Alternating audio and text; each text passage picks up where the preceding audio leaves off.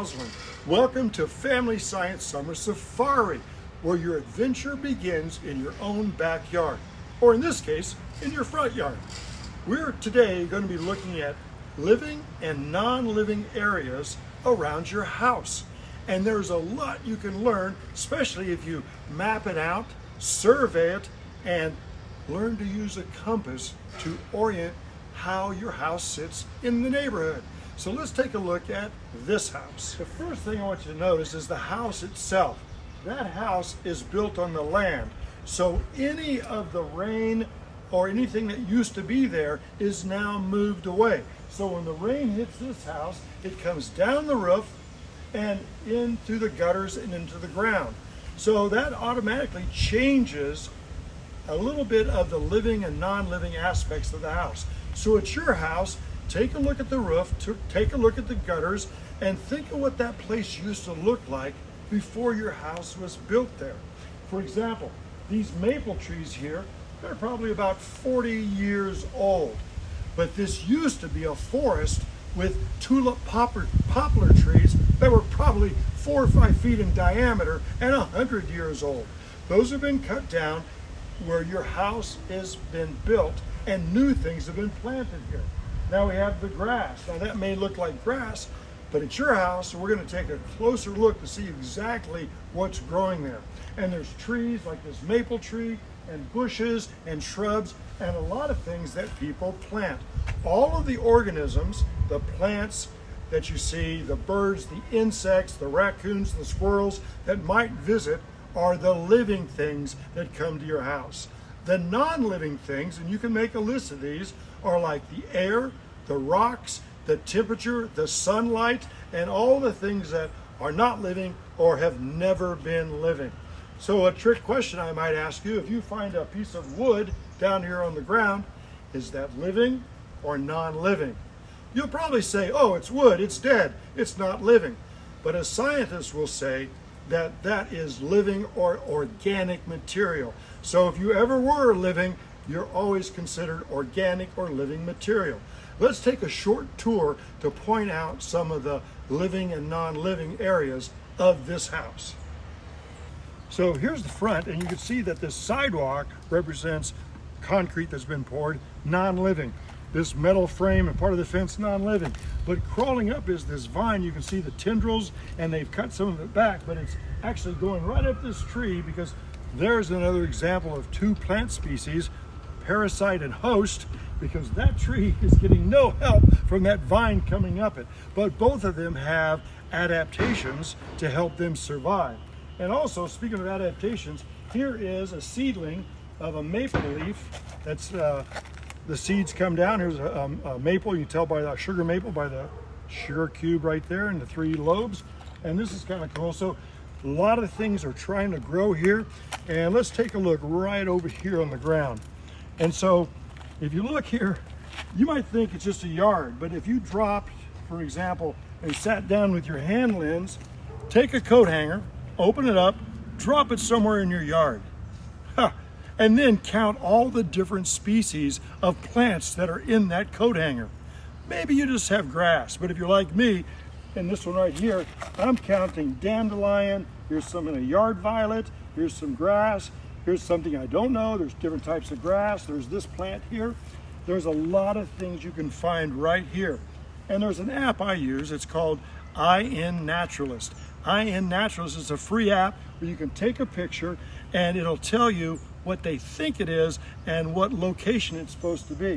So another activity is dropping a coat hanger and taking a survey, an observation of all the living things that are in your grass. And you can look down here and you can see that it isn't interesting that all the seeds, if you look right down here, of the dandelion have blown down this sidewalk and stuck in the soil.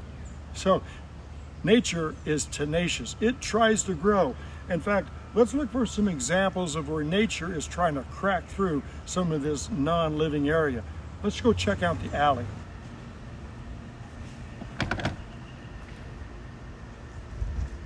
You just never know what you might find in your own backyard. A raccoon, a baby rabbit, eating some of the grass. Hey, write down what type of grass that is. So this house is framed by a front street and a back alley. And this is asphalt, which is a combination of tar and petroleum and small rocks, which doesn't really let the water go in, but it makes a good road. And the front is a cement road. So both of those are impermeable, which means the rainwater can't go in. So a lot of times when all this rain hits the roof and hits the roads, it has to go somewhere. So you get some localized flooding. Maybe at your house after a big rain, you know where all the water goes and eventually it gets into the storm drains. But if you look at some of the living and non-living areas, you can also see all the utilities coming in. The phone, the internet, electricity, underground, the water, the sewer coming out. All of these are non-living factors that has to do with this house here. And this is a beautiful home with a lot of things planted and grass. I wonder what it would look like if you just stopped mowing. So we've taken a look of a survey, and I want you to go around your house and find all the living and non-living areas, write them down, and maybe you can make a list of all the different organisms that you have in your front yard and backyard, including the plants and the animals. But I wonder, how will you know how to draw that? Well, I got two things that you can do.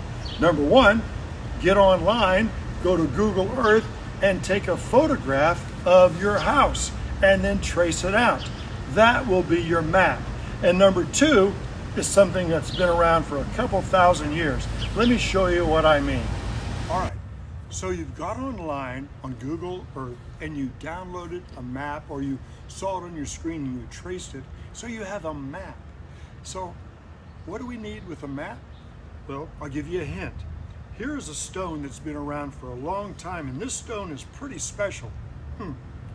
I wonder if you know what it is. Take a close look at it. This will give you a big hint. Are you ready? So this stone you might think is either iron or magnetite. And this is actually magnetite. And from magnetite, you can make a magnet. And why is that important? Well, a magnet, the Earth is a giant magnet with two poles, the North and the South Pole, and a magnetic field. And since there's a giant magnet of the Earth, we can make something called a compass. In fact, this might give you even a better hint. Let me put my special compass hat on. And I think now you know we're going to make a compass. And just to show you, here's another magnet. You can see that closely. It has a North and a South Pole. And let's see if we just can tie this around here. And I'm going to see if I can make a compass just with a magnet. And I'll tie that on with a string right here. And now, if I hold this carefully, it should rotate around. And let's see, we got the, it should be rotating around so that the north is pointing to the north. And wow, that's so cool. Let me turn it back and see if it'll go back. If I turn it like this. And so you might try this with a magnet, or you can get a nail or a needle and magnetize it, and it should be the North Pole, or I should say the north pointing pole, always points to the north. So we can come out during the day or during the night, and this will always be pointing toward the north. So with a magnet, you can make a compass. Let me show you what's in your kit. Okay, so in your kit, you have this really cool compass, and hopefully you'll never get lost again. So let's open it up out of here and take a look at this compass. Put this back in my kit. All right, we open it up. And wow, look at that. In fact, I'm gonna ask my buddy to come in close right here and take a look at this. I have to hold it flat. And even when I rotate it, the needle always is pointing north. And what's cool about that, it matched up with my homemade compass. It matched, the two of these matched up, which is, well, except a compass won't work if you put another magnet near it. So don't put two magnets near a compass. There it is pointing north. Now, this bezel on the outside rotates. And so what you want to do is point that north. And I always say, put the arrow in the house. So put the arrow in the north. And now you know that that is north. And there's some cool things you can do with this compass. The first thing I want you to notice is all the numbers around it. And if you look at this compass, it has 360 numbers, which stands for 360 degrees, a complete circle. So if north is 0, 90 is east, 180 is south, and what's 3 times 9? 270 is west, and so we have a complete circle. You know, this compass is the one I have for you, but it's a little hard to see. So I brought a special compass that'll make it easier. Let's take a look at this. So there's a lot to learn about compasses and how to use them. But first, it's good to have a compass and have some fun with it. So I'll give you a brief what I know about compasses, and I call it the ABCs. A for alignment, B for bearing, and C for your course. And so first of all, we need to find out where north is. And so here's a real compass. So I'm going to move this, and north is right about there. So I'm going to align my compass with north. I'm going to move the N to north.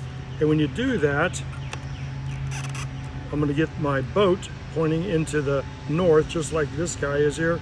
Change this bezel, and now I've aligned it. Now, if you have a map of your house that you drew, you would put this on your map, and you could move it around so you knew which way is north on your house. So you hold it in your yard. I'm holding it right here. North is right about this way. And so I would look at my map and I would draw a line, a compass rose on my drawing for north, south, east, and west. So first is alignment, and the second is bearing. So that is which direction you want to go. And the third thing is to actually make a course of how far to go. And let's have some fun with that. Let me show you how to do this. Check this out. So if you notice, the compass is now aligned to the north. And if I move it in this direction, I'm going west, and I'm going this direction is south, and this direction is east. And as you can see, as I rotate, it's always pointing north. And so let's have some fun with making up a little course to see if I can map out something in your backyard.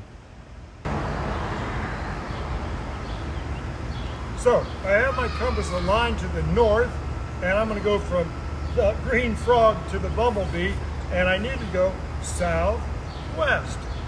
1, 2, 3, 4, 5.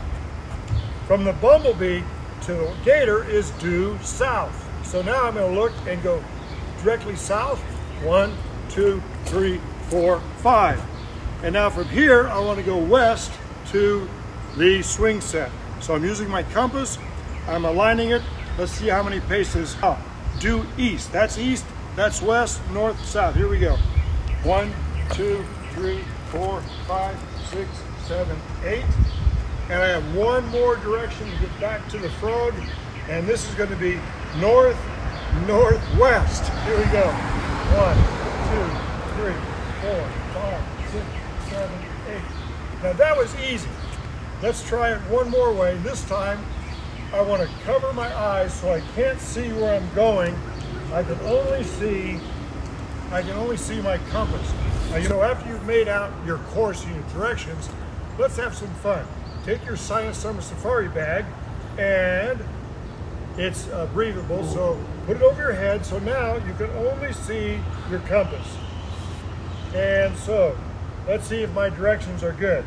I've got it north, and I want to go 5 steps southwest. Here we go. 5 steps southwest. 1, 2, 3, 4, 5. Now I want to go 5 steps south. 1, 2, 3, 4, 5. Hopefully I'm by the green crocodile. All I can see is my compass. Now I have to go east, 8 steps. So I'm going to rotate my compass around. Here we go. East. Here we go. 8 steps. 1, 2, 3, 4, 5, 6, 7, 8.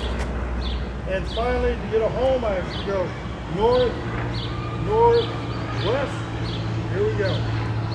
1, 2, 3, 4, 5, 6, 7, 8. Am I close? Not too bad. So set yourself a course, cover up your eyes, just use your compass like it's at night or in the fog, and you might find your way home. Make sure you check out the journal for more activities you can do for living and non-living in your backyard. This helped me get home.